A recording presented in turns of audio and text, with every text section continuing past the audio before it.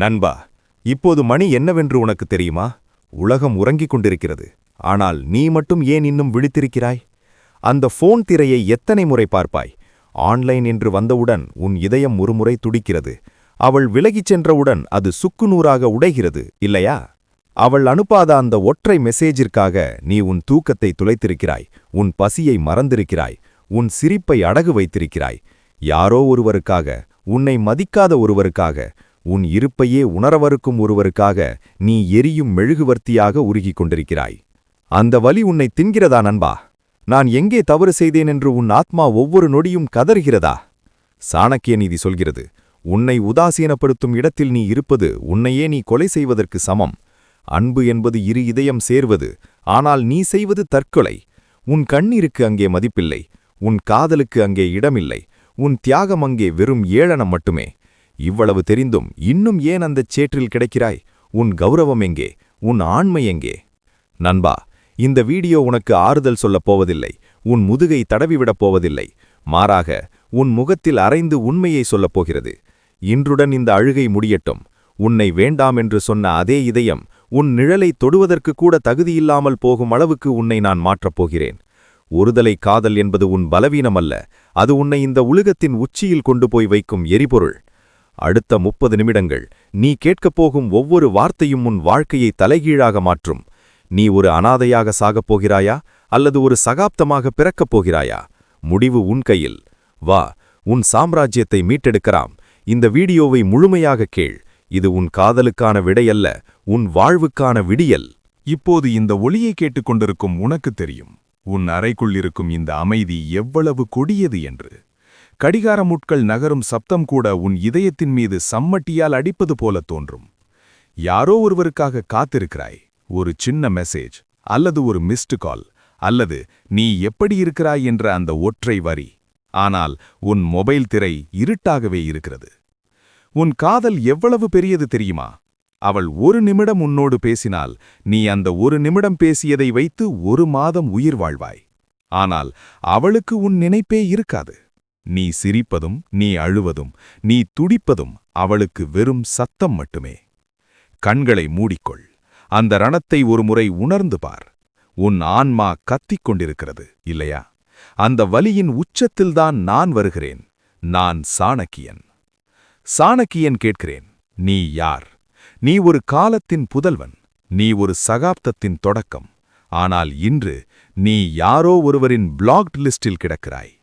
நீ ஒருதலை காதலில் விழவில்லை, நீ உன் சுயமரியாதையை அடகு வைத்திருக்கிறாய். அவள் உன்னை உதாசீனப்படுத்தும் ஒவ்வொரு முறையும் நீ உன்னையே செருப்பால் அடித்துக் கொள்வதற்கு சமம். சாணக்கிய நீதி சொல்கிறது, தன் கௌரவத்தை மதிக்காத ஒருவனுக்கு இந்த உலகத்தில் இடமே இல்லை. உன் கௌரவம் எங்கே போனது? உன்னை நேசிக்காத ஒருவரின் பின்னால் நாயைப் போல அலைவதில் உனக்கு என்ன இன்பம்? இது காதலா? இல்லை. நிறுத்து. உன் கண்ணீரை நிறுத்து. நீ நேசிப்பது அவளையா, அல்லது நீயே கற்பனை செய்து வைத்திருக்கும் அவள் பிம்பத்தையா? அவள் உன்னை மதிக்கவில்லை.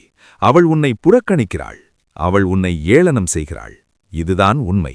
ஆனால் நீயோ, அவள் மனதுக்குள் என்னை பிடிக்கும், ஆனால் வெளியே சொல்ல மாட்டாள் என்று உனக்கு நீயே பொய் சொல்லிக் கொள்கிறாய். பொய்களால் கட்டப்பட்ட கோட்டை ஒரு நாள் இடியத்தான் செய்யும். இன்று உன் கோட்டை இடிந்துவிட்டது. அதனால்தான் அவள் உன்னை உதாசீனப்படுத்தி விட்டாளா? உடைந்த இதயங்களுக்கு சாணக்கியரின் மருந்து அந்த ஒற்றை நொடி. காதல் நிராகரிப்பு. மழையில் நனைந்த ஒரு சாலை. கையில் ஒரு சின்ன பூவுடன் அவன் நிற்கிறான். எதிரே அவள். கார்த்திக் தன் காதலைச் சொல்கிறான். பிரியா ஒரு நிமிடம் மௌனமாக இருந்துவிட்டு, சாரி கார்த்திக், உன்னை எனக்கு அந்த மாதிரி பிடிக்கல, இனிமே என்கிட்ட பேசாத என்று சொல்லிவிட்டு திரும்பிப் பார்க்காமல் நடக்கிறாள். அவளது செருப்புச் சத்தம் கார்த்திக்கின் இதயத் துடிப்பை விட அதிகமாக ஒலிக்கிறது. காதல் சொல்லும்போது இனிக்கும், ஆனால் அது மறுக்கப்படும்போது நெஞ்சுக்குள் 1000 ஊசிகள் ஒன்றாக இறங்குவது போல் இருக்கும். கார்த்திக் அங்கேயே நிற்கிறான். அவன் உலகம் அத்தோடு முடிந்துவிட்டது போலத் தோன்றுகிறது. அவள் நடந்து போகவில்லை. அவனது நம்பிக்கையை மிதித்துவிட்டு போகிறாள்.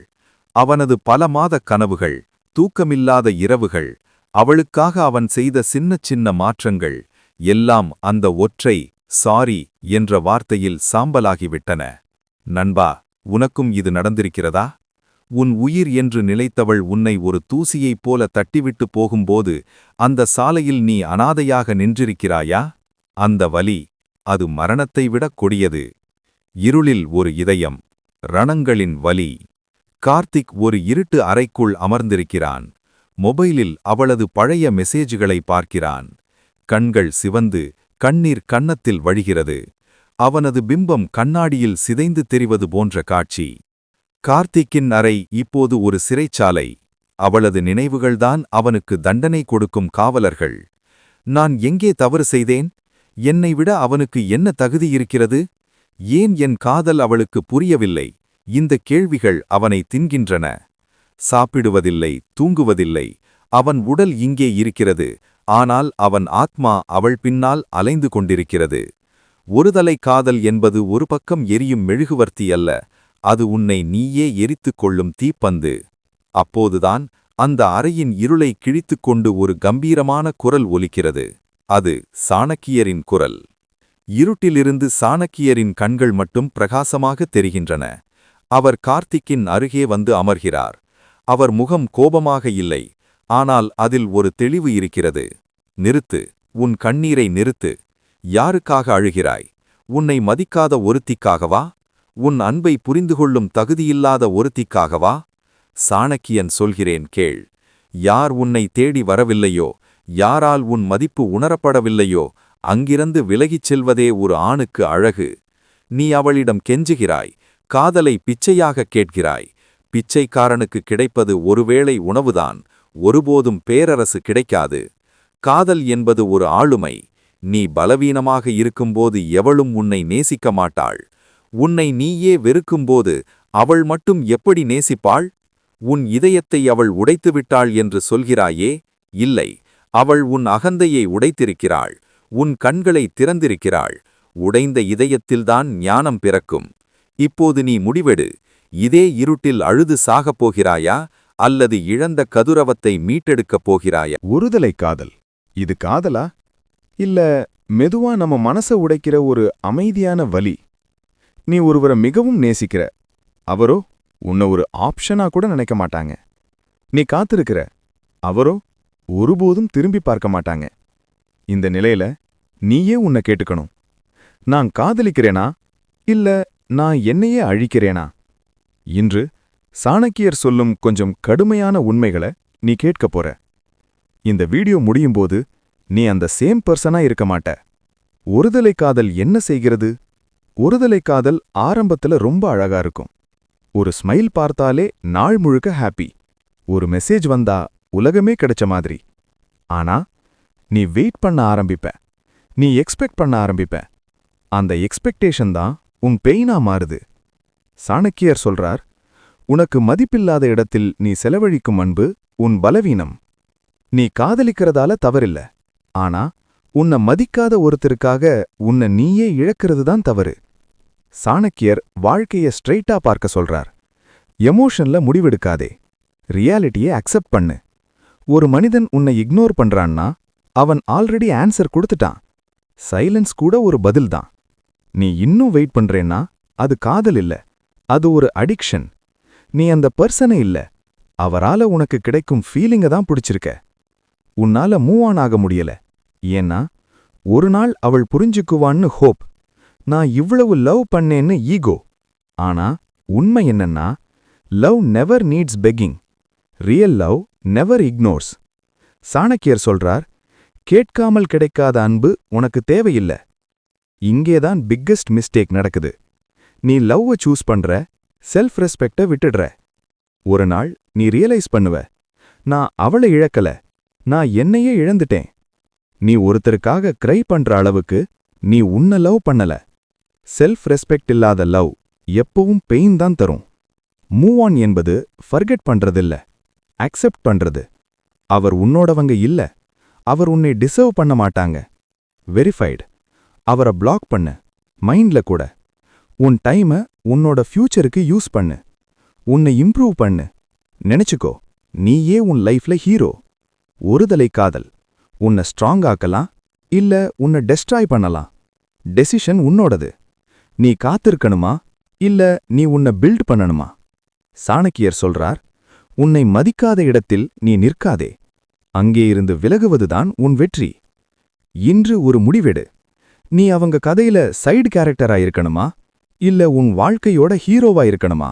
உலகிலேயே மிகப்பெரிய அவமானம் எது தெரியுமா? ஒருவன் நம்மை வேண்டாத பொருளாக பார்ப்பதல்ல. நாம் அவரிடம் போய் என்னை நேசி, என்னோடு பேசு என்று கெஞ்சும்போது நமக்கே ஏற்படும் அந்த தாழ்வு மனப்பான்மைதான் மிகப்பெரிய அவமானம். ஏன் உன்னை எல்லோரும் ஒரு ஆப்ஷனாக பார்க்கிறார்கள்?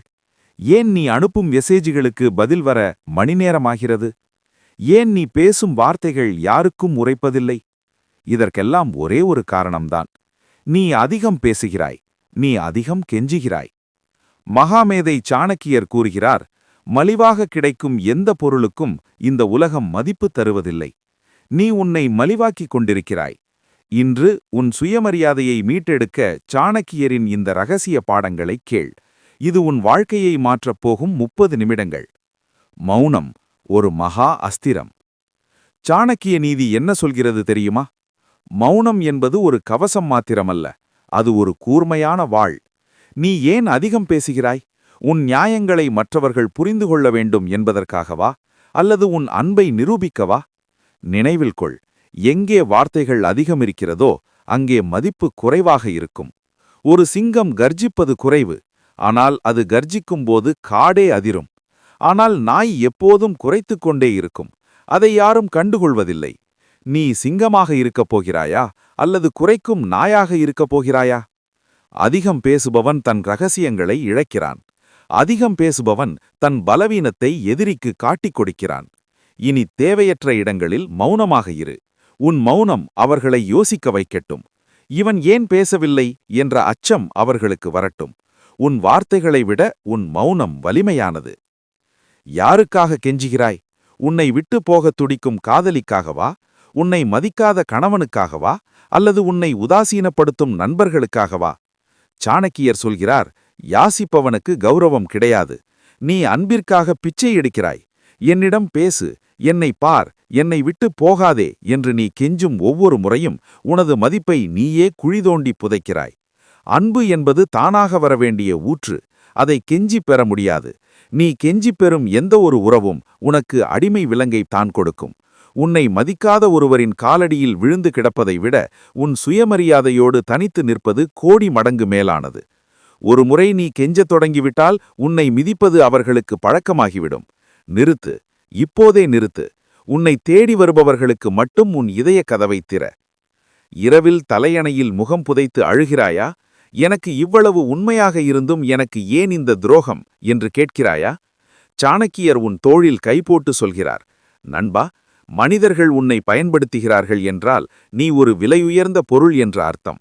ஆனால் உன்னை உடைக்க அவர்கள் முயல்கிறார்கள் என்றால் அவர்களை விட வலிமையானவன் என்ற அர்த்தம். உன் கண்ணீருக்கு மதிப்பு கொடுப்பவர்கள் யாருமில்லை. நீ அழுதால் இந்த உலகம் உன்னை பார்த்து சிரிக்கும்.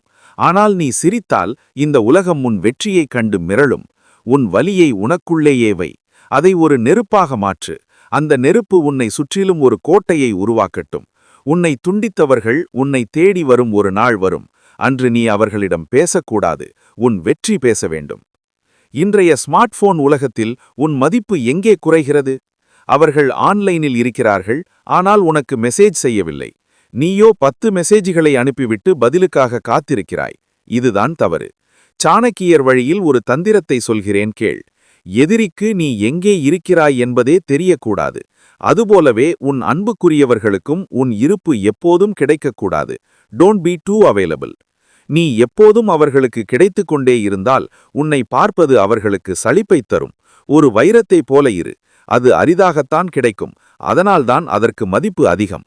அவர்கள் மெசேஜ் செய்யவில்லையா? நீயும் செய்யாதே. அவர்கள் உன்னை அழைக்கவில்லையா? நீயும் அழைக்காதே. உன் வாழ்க்கையில் உனக்கு 100 வேலைகள் இருக்கின்றன. உன் கனவுகளை நோக்கி ஓடு. நீ அவர்களை துரத்துவதை நிறுத்தும்போதுதான் அவர்கள் உன்னை தேடத் தொடங்குவார்கள். சாணக்கியர் சந்திரகுப்த மௌரியனை எப்படி உருவாக்கினார் தெரியுமா? முதலில் அவனுடைய உணர்ச்சிகளை கட்டுப்படுத்த கற்றுக் கொடுத்தார். தன் உணர்ச்சிகளை கட்டுப்படுத்த தெரியாதவன் ஒரு ராஜ்யத்தை ஆள முடியாது. நீ உன் மனதுக்கு அரசனாக இரு. யாருக்காகவும் உன்னை மாற்றிக்கொள்ளாதே. யாருக்காகவும் உன்னை குறைத்துக் கொள்ளாதே. உன் ஆளுமை பர்சனாலிட்டி என்பது உன் உடையில் அல்ல, உன் நடத்தையில் இருக்கிறது. நேராக நிமிர்ந்து நட, கண்களை பார்த்து பேசு, குறைவாக பேசு, உன் நேரத்தை வீணடிப்பவர்களிடம் வேண்டாம் என்று சொல்ல பழகு. நீ உன்னை மதிக்கத் தொடங்கினால் இந்த உலகம் உன்னை மதிக்கத் தொடங்கும். உன்னை வேண்டாதவர்கள் உன் வாழ்க்கையில் விட்டு போவது ஒரு சாபம் அல்ல, அது ஒரு வரம். குப்பைகள் வெளியேறினால்தான் புதிய வசந்தம் உள்ளே வரும். இந்த நிமிடம் இதை நீ கேட்டுக்கொண்டிருக்கிறாய் என்றால் நீ ஒரு இருண்ட அறைக்குள் இருக்கிறாய் என்ற அர்த்தம். அந்த அறை உன் வீடு அல்ல, அது உன் மனது. வெளியே உலகம் இயங்கிக் கொண்டிருக்கிறது, ஆனால் உன் உலகம் ஒரு ஸ்மார்ட் போன் திரையிலும் ஒருவரின் ஆன்லைன் ஸ்டேட்டஸிலும் உறைந்து போயிருக்கிறது. நீ சுவாசிக்கிறாய், ஆனால் நீ உயிருடன் இல்லை. ஏன்? ஏனென்றால் நீ யாரோ ஒருவரை நேசிக்கிறாய், ஆனால் அவர் உன்னை ஏறெடுத்தும் பார்க்கவில்லை. உனக்காக ஒரு துளி கண்ணீர் கூட சிந்தாத ஒருவருக்காக நீ உன் இரத்தத்தை கண்ணீராக வடித்துக் கொண்டிருக்கிறாய். சாணக்கியன், இன்று உன் அறைக்குள் வருகிறேன், உன் ஆறுதலுக்காக அல்ல, உன் அறிவை தட்டி எழுப்ப. நீ உனக்குச் செய்யும் துரோகம். சாணக்கியன், கேட்கிறேன், நீ ஒரு மனிதனா அல்லது ஒரு நிழலா? அவள் ஒரு மெசேஜ் அனுப்பினால் உன் முகம் மலர்கிறதே, அவள் உன்னை புறக்கணித்தால் உன் உலகம் இருண்டு போகிறதே. உன் மகிழ்ச்சியின் சாவியை இன்னொருவர் கையில் கொடுத்துவிட்டு நீ ஏன் பிச்சைக்காரனைப் போல நிற்கிறாய்? சாணக்கிய நீதி சொல்கிறது, தன் கௌரவத்தை இழந்து ஒருவன் அடையும் அன்பு அன்பே அல்ல, அது அடிமைத்தனம். யோசித்துப் பார். உன்னை பெற்ற தாய் நீ சிரிப்பாய் என்று 10 மாதம் சுமந்தாள். உன்னை பெற்ற தந்தை நீ நிமிர்ந்து நடப்பாய் என்று தன் முதுகை வளைத்து உழைத்தார். ஆனால் இன்று நீ யாருக்காகவோ கூனி குறுகி நிற்கிறாய். உன் பெற்றோரின் தியாகத்தை விட அந்த ஒருவரின் அலட்சியம் உனக்கு பெரிதாகவிட்டதா? நீ அழுவது காதலுக்காக அல்ல, உன் பலவீனத்திற்காக. இதை நினைக்கும்போது உன் கண்களில் கண்ணீர் வரவில்லையா? உன் வாழ்க்கை இவ்வளவு மலிவானதா? அவள் இல்லாமல் என்னால் வாழ முடியாது. இதுதான் நீ சொல்லும் மிகப்பெரிய பொய்.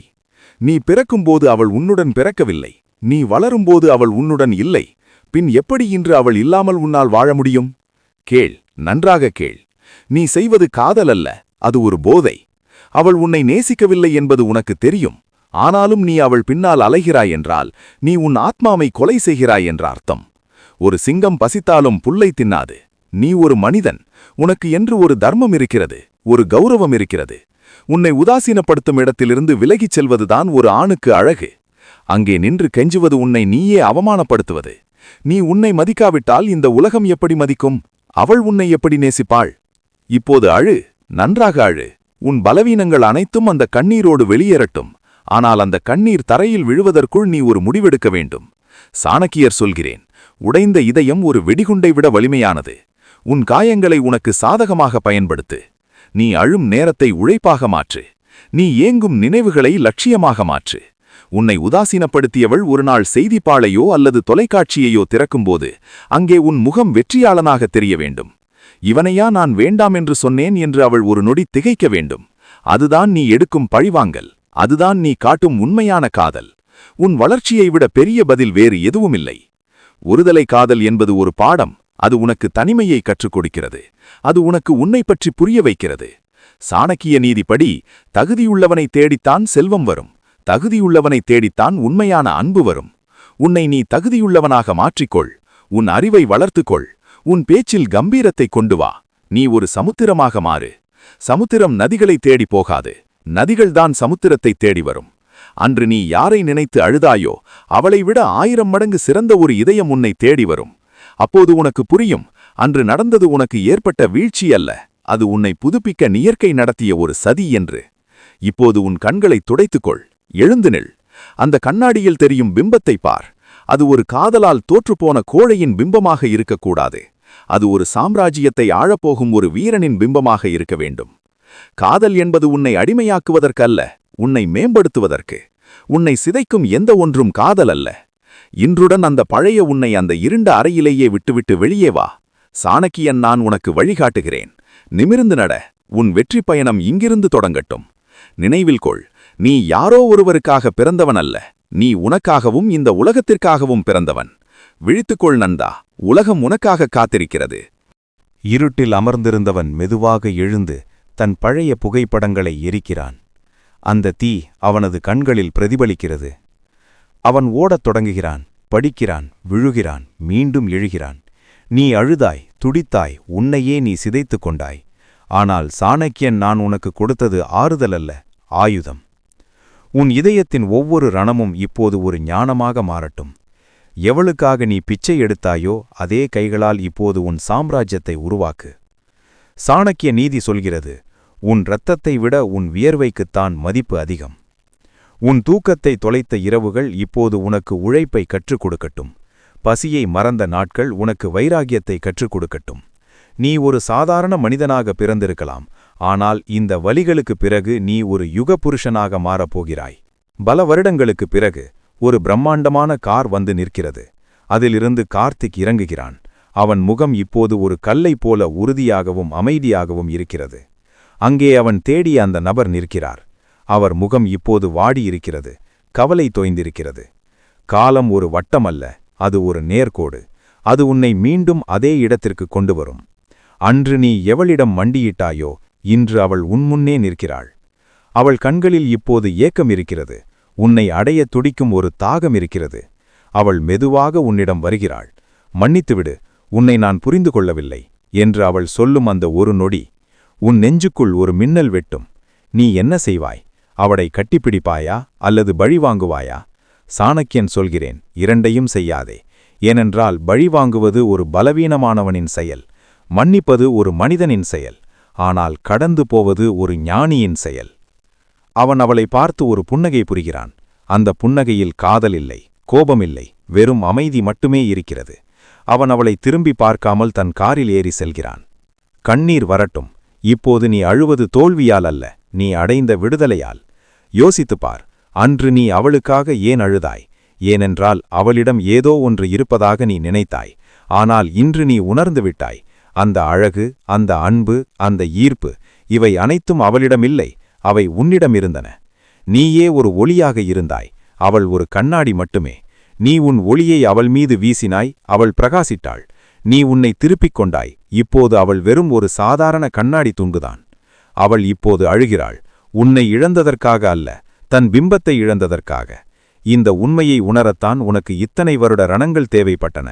சாணக்கியன் நான் உனக்கு கொடுத்தது அந்த பெண்ணையோ அல்லது ஆணையோ அல்ல, உனக்கு உன்னையே நான் பரிசளித்தேன். இப்போது இந்த வீடியோவை கேட்டுக்கொண்டிருக்கும் உடைந்த இதயங்களே, யார் உன்னை உதாசீனப்படுத்தினார்களோ அவர்களைப் பற்றி ஒரு வினாடி கூட இனி யோசிக்காதே. உன் வாழ்க்கையின் கிளைமேக்ஸை நீதான் எழுத வேண்டும். நீ ஒரு ஒருதலை காதலனாக சாகப் போகிறாயா அல்லது ஒரு சகாப்தமாக பிறக்கப் போகிறாயா? உன் தாயின் மடியில் நீ தலை சாய்க்கும்போது என் மகன் ஒரு வீரனாக வாழ்ந்தான் என்று அவள் பெருமைப்பட வேண்டும். உன் தந்தை உன்னை பார்க்கும்போது அவர் இழந்த எல்லா கௌரவத்தையும் உன் கண்களில் காண வேண்டும். துரோகமும் உதாசீனமும் உன்னை சாகடிக்க வந்த விஷமல்ல, உன்னை தூய்மைப்படுத்த வந்த நெருப்பு. எரிந்து முழி, வைரமாக திரும்பு. நண்பா, இனி உன் அறையில் இருள் இருக்காது, உன் கண்களில் கண்ணீர் இருக்காது. நீ நேசித்த அந்த இதயம் உனக்கு கிடைக்காமல் போயிருக்கலாம், ஆனால் உன் தேடல் உனக்கு இந்த உலகத்தையே தந்துவிட்டது. எழுந்து நில். இனி நீ யாரிடமும் கெஞ்ச மாட்டாய், இனி நீ யாருக்காகவும் அழமாட்டாய். நீ ஒரு பேரரசன், உன் சாம்ராஜ்யம் உனக்காக காத்திருக்கிறது. சாணக்கியன் நான் இங்கிருந்து விடைபெறுகிறேன், ஆனால் உன் வெற்றியில் நான் எப்போதும் இருப்பேன். சென்று வா, உலகை வென்று வா. வாழ்க தர்மம், வெல்க உன் ஆளுமை.